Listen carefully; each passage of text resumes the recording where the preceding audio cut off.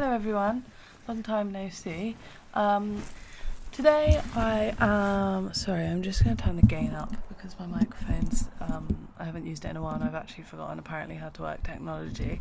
Today I am here with a guest, a never before featured guest who's one of my dear friends, Rowan, and I will let her introduce herself. Hello, I'm Rowan, as you probably know. She's been introduced. And today we are going to talk about friendships a little bit. Well, a whole host of things. Yeah. I'll probably lead off into other topics, like most of our conversations do. Yeah, but I thought, because we really haven't known each other very long. Literally 2 months. Yeah, No. so about 3 months. 3 months. Well, we've known each other longer, but I think we haven't really, connected. Yeah, and I think we both have very different experiences, and we talk about this sort of thing a lot. So I think it would be a good thing to speak on together. Yeah, together. Togetherness. Wasn't that one of our spell jars? Or am I imagining that? No, it was. Maybe this Togetherness. is a manifestation of our togetherness spell jar. Yeah. So, do you have anything you want to start us off with? Well, I don't know. When me and Evie talk about, our life experiences, we both have very different life experiences, which, connect at, different points. Especially with friendships. I'll talk about my friendships, and Evie will be like, oh, I've had that experience as well. But it's been, completely different, but still stem from, original things. Do you know, I think it is. I think it's that, the experience... The situation is different, but the experience at the root is the same. Yeah, do you know what it's made us feel. Yeah, and although the people might be different, and you might have been in a different place in your life, and you might have been in a different, I don't know, stage, or it might have affected you. You might have taken something different from it. The overarching theme of it was the same thing. Yeah. You know what I mean? Especially if, I don't know, if you're talking about friendships, losing friends. I think we've both lost people in our lives in very, different ways, but they've both, led us to the same realizations. Yeah. You know? Of, because I think, particularly with my friendships, I've never had, a particularly stable group, throughout my life. I've always just, mixed around. I think that's because of my personality. I think I'm very, like a bit of a floater. Yeah, but Yeah. I think now I've got good friends around me. I'm a lot happier, and I think a lot of we always say you are who you hang around with. Yeah. Your personality in life is so based on who you hang around with and who you associate yourself with. I saw this thing ages ago, literally years ago, and there was a guy and he was saying that it was kind of, I don't know, it was kind of spiritual, but he was saying you breathe this basically the air you breathe is what you are, and if you breathe the air of the 5 people the closest to you, you're literally exchanging their energy physically into your body through just being around them. So the 5 people that you spend the most time with are the 5 people that you're most like. And then if you really think about it, the 5 people that I socialize with most, I'm a carbon copy of all of them. Yeah. Because you just pick up things, you know, when someone says something and you just pick it up and it even with stuff as small as stuff we say, words. Words, because when we all went to Greece, we were all we all spoke exactly like each other, picked up words, and when I got home and then I went and sat at the dinner table with my parents, I'd say stuff and they'd be what are you on about? Because I'd never say that usually, but because of the people I'm around, you pick up their mannerisms and lingo. And I think as well that's kind of how if you're, sorry to be a bit negative, Nancy, but if you're a little bit not hanging around the best people, or say for example you're in a poor mental state and you're trying to bring yourself out of it, you really need to look at who you socialize with, because I think quite often the people that you socialize with can be having a more profound effect on that than you'd realize, you know? Definitely, yeah. Yeah. Do you have anything to add to that point? I feel that's kind of yeah. You need another perspective on that point. Yeah, I think specifically with mental health and stuff, if you're in a bad place and then you go around the people you hang around with and you're all in a bad place and all you do is talk about the fact you're in a bad place, you're never going to cheer up. like, what is important about having friends is, like, being able to talk to them about, like, the rough times, but also them being there, like, come on, like, cheer you up now. Like, when I've hung out with Evie and I've been, like, in a real bad mood or, like, been really upset, she's, like, given me the space to talk about it and then been like, okay, happy times now. Wow, thank you so much for the... Good friend. Thank you. But, yeah, I think as well, I think that's very important. I get very much, like, in my head about things as well, which I know is, like, a common thing. And I find that, like, I don't know if anyone else experiences this, but I used to have a lot of friends that would be, like, wouldn't give you the space to, like, vent about it. Like, or, like, they'd be like, you're just bringing up issues that don't need to be brought up, or it's not necessary, like, let's just sweep it under the rug and pretend it hasn't happened, or, like, whatever. And it's, like, I feel like there's, like, a couple of reasons why people don't feel comfortable talking about their emotions.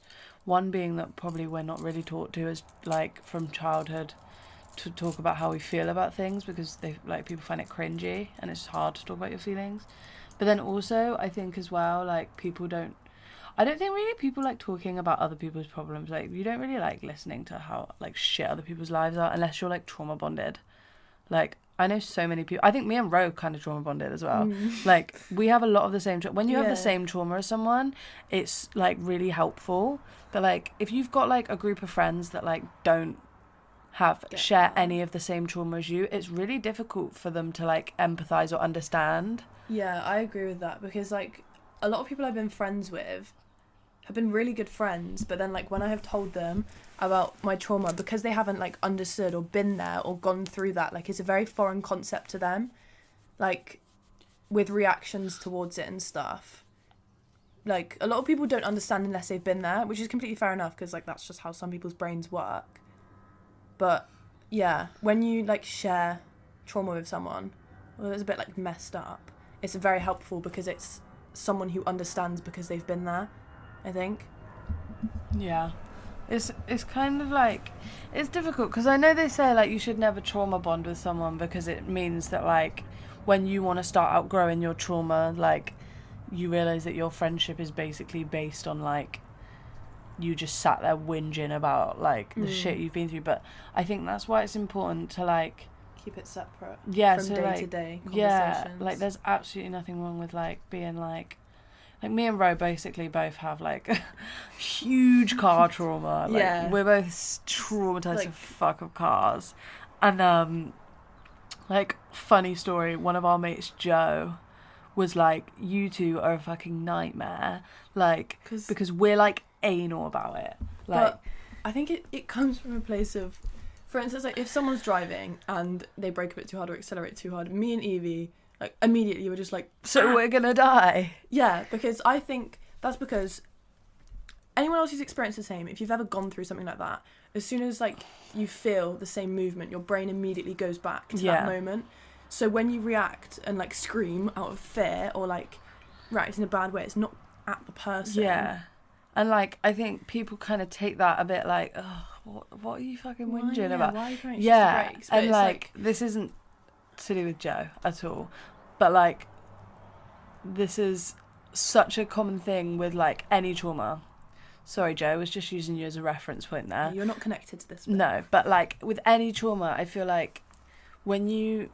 Like, I'll give another example. This isn't to do with you, Ro, but, like, my housemate Kim, we both have terrible sensory issues, like, with touching things, like, I don't know, it's kind of hard to explain, but, like, we both have bonded over our sensory problems, and, like, there'll be messages put in, like, my house group chat, like, who's left this in the sink, or who's left that, and I'm like, it wasn't me, I don't leave my food in the sink, because that would cause me severe sensory issues.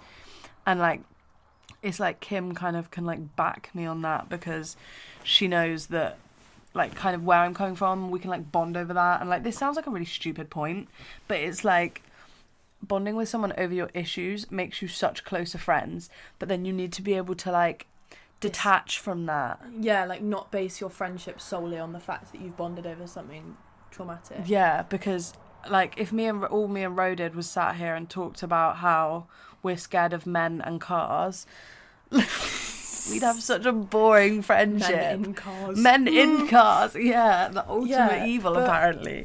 I think me and Evie, I don't think we realised that about each other until, I say far, and we've literally barely been friends for long, but as in, like, me and Evie didn't bond over that. It was only through, like, deep conversation where we realised that we had, like, a, ooh, me too moment of, like, but it's also, it's very important to detach the trauma from the friendship, and although in friendships there should be lots of space to talk about your issues and your trauma, like, that shouldn't be what your friendship is based off of, and you should have, like, a distinct, like, detachment. Because I have so much time for my friends to talk about their issues, but, like, you don't want it to be an everyday conversation, because then your trauma, your friendships are going to be based off of trauma. Yeah, I think as well, like, it's really hard to find, like, a healthy balance within friendships. Like, I feel like I'm kind of getting to the point now where, like, I've gone through a lot. I'm, like, kind of like Ro, like, I'm a bit of a floater. Like, I've gone through so many different friends, and it's almost like process of elimination. Like, I've worked out what with your like, friends. Yeah, like, I've worked out what qualities in people work for me and what don't. Like, but it's okay what doesn't, to not what don't. get along. I feel like what don't. What don't. What don't. That's spitballs. Sorry. But it's okay, like, not to get along with people because they possess things that you don't like. Yeah, that's completely fine. It doesn't mean you hate them as a person. It just means you don't get along with them. It's just like I mean, for example, I'm a really sarcastic person, and, like, I don't even mean and I don't even mean to be, like, and I remember I used to have these friends, and they would just, like, take it all so, like, literally. Like, they would take it really, like, seriously, and I'd be like, what the fuck are you talking about? It's just a joke. And then they're like, well, it's not funny. And it's like, but I think that's just because, like, people, I completely forgot what I was going to say. Oh, it's okay. But people, yeah, it's like, but then it's like, you get other friends that, like, are complete jokers, but then they can't take anything seriously at all, which means that they can't have those deep intellectual conversations. So it's kind of like, it's a balance. Yeah, it literally is. It's finding the perfect balance with who you're friends with. Because there's people who I've been friends with which I do not get along with at all because of the qualities they possess, but they get along so well with other people because of that. Like, I think you just need to find, like, not be picky with your friends. Oh, I think you should be picky with your friends. Yeah, actually, I retract that statement. Be picky with your friends. Like, just surround yourself with good people and you will immediately feel happier. Yeah. Like, it's so real. Like, I struggle with being happy. Like, I've struggled with it for ages, but now I've surrounded myself with good people. I am happier.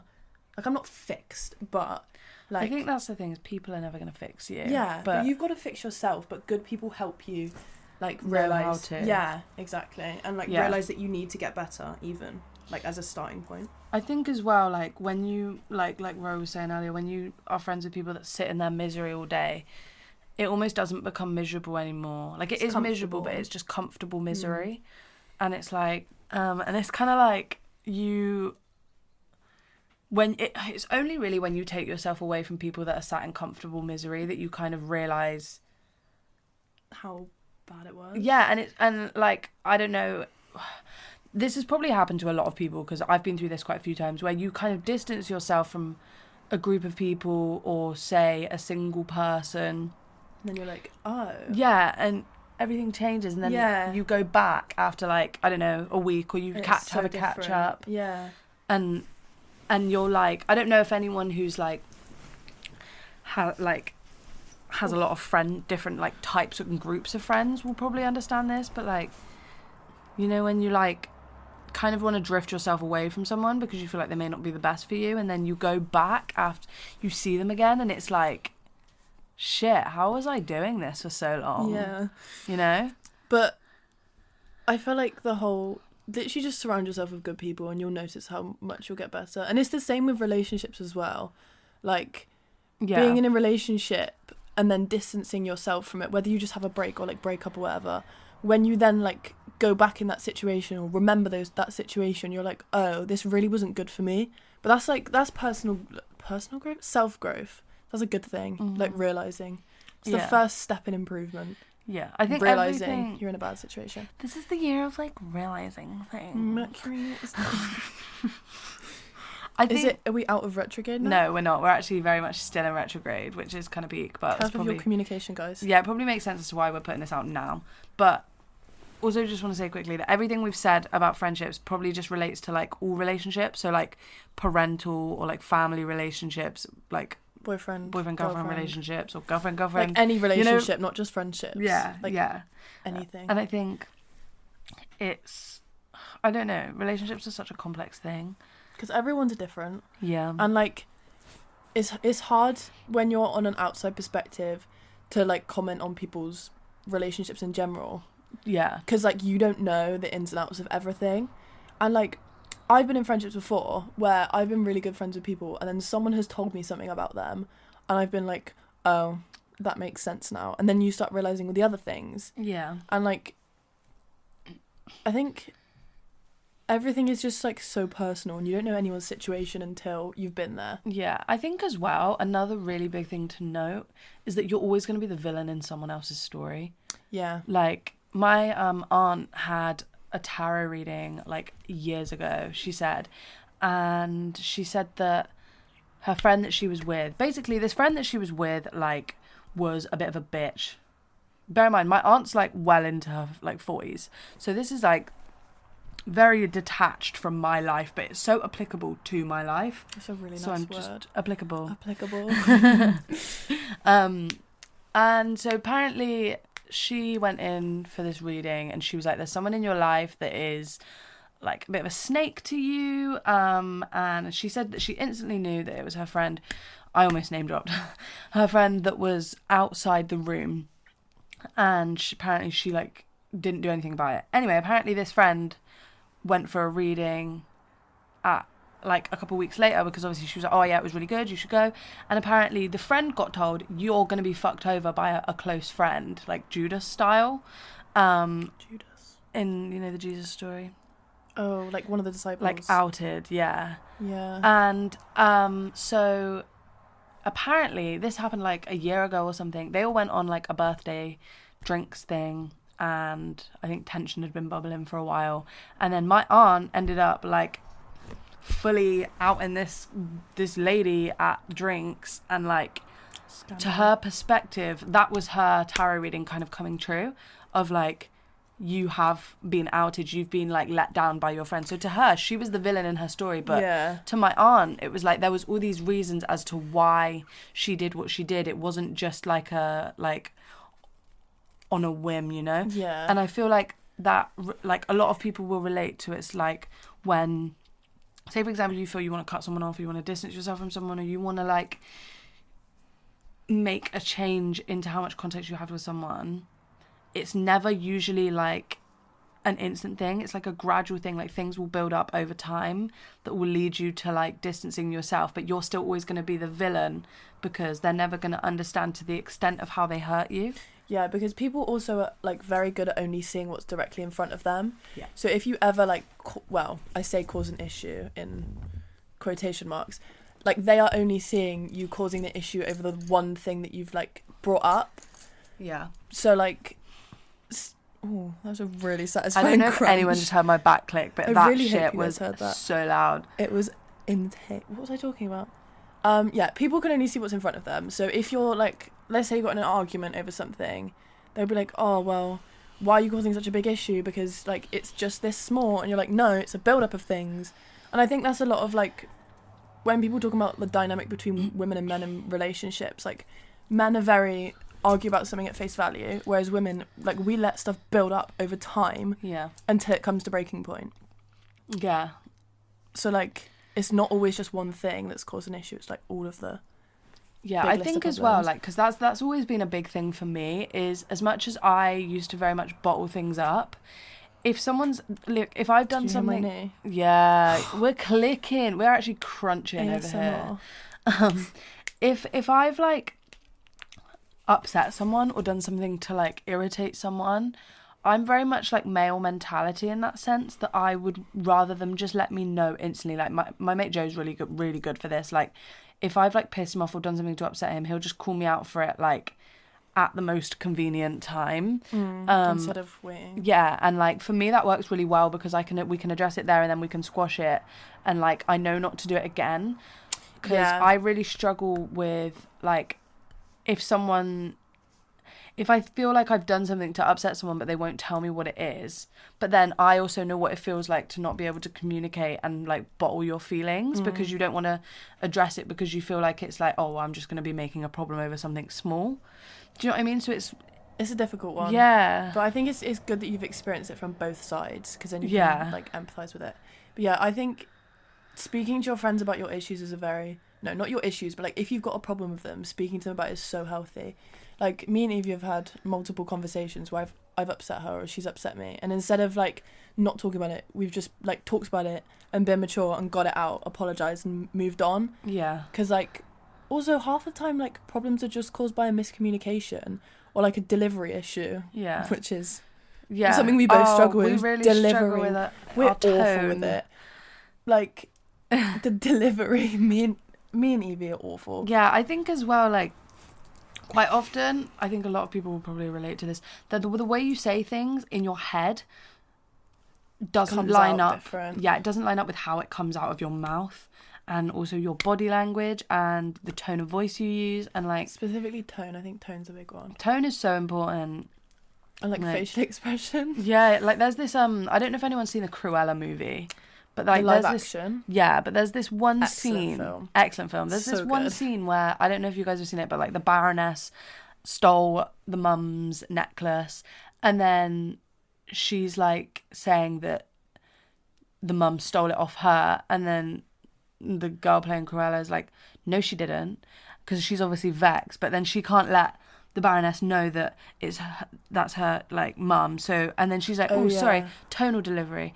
No, she didn't. And it's like it's like over exaggerated, but it's so minor thing. It's like the grammar thing, that like the really famous grammar sentence, which is like it's like eat grandma or something. What is the thing? I can't remember, but I know what you're talking about. Is another one is like a panda like eats shoots and leaves, as in like shoots like bamboo shoots and leaves, or if you put a comma like in between eats and shoots, is like eats shoots as in with a gun, and then leaves. So it's like a tonal delivery but grammar. And I think like me and Evie do it to each other all the time. We do it to everyone all the time. Like I'll say something and I won't mean it to come out that way. Like, it'll even be stuff like okay. Like I'll be like okay. Obviously I didn't mean it to come out like that. And it just does. And I think that comes along as well with just being able to communicate. Because if you can't communicate, like I don't know about you, I used to get in the habit of like, if something had pissed me off about someone, I would instantly like run to another friend and be like, I'm so fucking vexed about this, like what the fuck. And then I feel like almost I would be like looking for them to do it again. Validation. Yeah, like my brain, it's almost like psychological, like my brain has noticed something. On my knees. Yeah. Shit, girl, you're cracking. I've got so many problems with my body. Yeah. Needs to be saged. She needs to be put in like an ICU for about 3 weeks. I need someone to do like a full body checkup. But like, so I need to like be put on a drip. My eyes at the moment, I wish you could like take a picture and insert it in your podcast, because my eyes are ridiculously bloodshot. Are they bad now? Yeah, they're real bad. Like, honestly, and I've like lost like a bit of vision as well. Maybe I'll change my podcast picture to just a picture of your bloodshot eyes. I don't think that'd be very appealing to the crowd. Tequila sunrise, bloodshot eyes. Sorry. My heart time flies. Sorry, if anyone gets that reference, please. It's Cypress Hill. If you don't get the reference. Rowan! You meant to it's not exactly. You said it like it was a movie reference. If you don't know who Cypress Hill is, you won't get what Evie's singing either. Yeah, very true. Okay, valid point. Did you know that Cypress Hill, in their song Insane in the Brain, the first like they sound Insane in the membrane. That one. Sing it again. Insane in the brain. Anyway, they sampled a horse neighing at the start of it. Oh, is it that one? Yeah, can I play it or will you get copyrighted? Ooh. I might get copyrighted. Anyway, right, just pause this no, don't pause this podcast, keep playing. But anyway, when you get a chance, just play the first bit of, it's not actually that it's, yeah. It's just a horse neighing. Sorry. I'm getting a little silly. Guys, I'm running on like actual no sleep. I got back from Greece. Feeling real silly I got today. back from Greece last week. I've worked like 1,500 shifts since then and been out a million times. Been a bit busy, haven't you? I've been a bit silly is what I've been. We're going to get real silly on Saturday. Silly with my finance. What? Yeah, silly. Silly is the key word of the month. That's what your podcast should be called. Feeling silly. Feeling silly. Silly with Evie and Ro. That would be terrible. That would be a terrible podcast name. How can we bring this back round? As you say in your podcast, segue this back round. We're gonna segue this back round. So friendships. Sometimes you've got to just be silly with your friends. Having a laugh with friends is so important. If your friends don't make you laugh, then get new ones. Does anyone else feel like they? Actually, I don't know, because I feel like I know some people that have had the same friends since like year 5. Unfortunately, unless you're like real tight or something, but I don't know about that. I don't think you are. No, I'm not going to say that. Probably just friends by association. I get bored. No, but I genuinely think that, you know, those groups of boys that have had the same friends since year 9, like, I genuinely believe that they're all just friends by association and they have no. This is kind of harsh, but I don't want them to have like. What am I talking about? I feel like these boys. It's not specifically boys, but everyone's seen that tweet. You know, it's like boys make one group of friends in year 9 and then they just like have the same ones. With the bros. But I feel like that's because like there's probably like a bit of a lack of communication skills going on there. Yeah. If you can't make new friends apart from the same ones you've had. Like girls, like when you go on a night out or like when you go anywhere, so true. Girls are just so like, oh my god. Like when we were in Swan, we went into the toilets and we just like, you talk to everyone. Yeah. Like we made so many new friends. Like when you go out, I think girls are a lot more, oh my god, you're so pretty. Or like, you know, they want to speak to each other. Boys are just like, what's up? Yeah, like, they don't very want to make much friends. Like, hey bro. Like, who are you? You're threatening to me. Girls are just like, yeah, I mean, I think this is so stereotypical. Like, I mean, I know a lot of boys that are very, very, like, sociable and talkative. But from experience. I think, yeah, it is definitely from experience. So this isn't, like, as a woman, completely representative of every male. Because I know a lot of boys that have, like, very different friends now or have changed friendship groups or whatever. But I feel like it is a bit of a lot of, the boys I know. My throat is, like, gagging up because of that smoke. Sorry, we've got, not, like, weed smoke. Like sage. I'm like, it's like still lit and it's like clogging up my room. It needs to stay lit though. It's telling us. Yeah, but I feel like our last point was maybe a little bit sexist. But like, no, this is not us being like, oh, boys can never make friends. But from experience, like girls are so much more. Like there's so many people I've met. Like my, like people I know. Not by like friendship, but people I just know.